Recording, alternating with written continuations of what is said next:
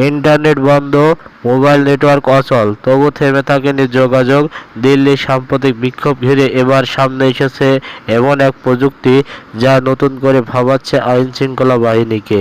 ভারতীয় গণমাধ্যমের তথ্য অনুযায়ী কন্ট্রাস্ট প্লেস ও যন্তর মন্তরের মতো এলাকায় ইন্টারনেট ও মোবাইল নেটওয়ার্ক বন্ধ থাকলেও বিক্ষোভকারীদের মধ্যে বার্তা আদান প্রদান চলতে থাকে বিশেষ কিছু অ্যাপসের মাধ্যমে।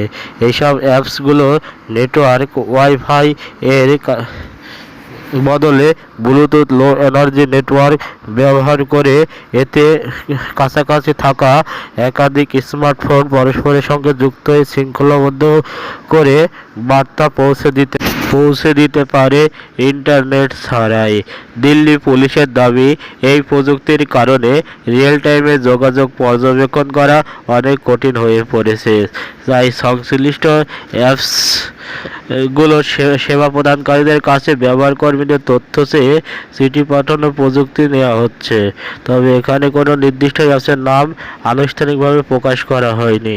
এর আগে 2019 সালে হংকংয়ে গণতন্ত্রপন্থীদের আন্দোলনে সহ নেপাল, ইরান, উগান্ডা, মাদাগাস্কার ও তাইওয়ান, মালয়েশিয়া বিভিন্ন বিক্ষোভে একই ধরনের প্রযুক্তি ব্যবহারের নজির রয়েছে।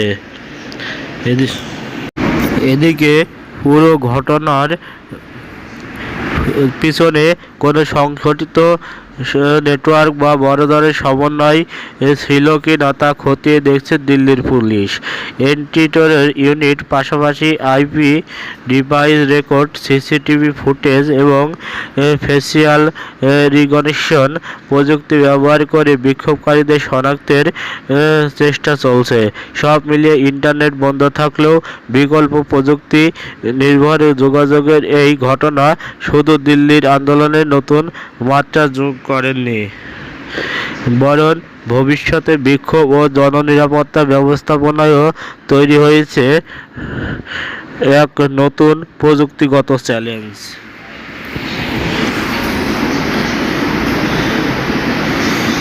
AS20 TV, Dhaka.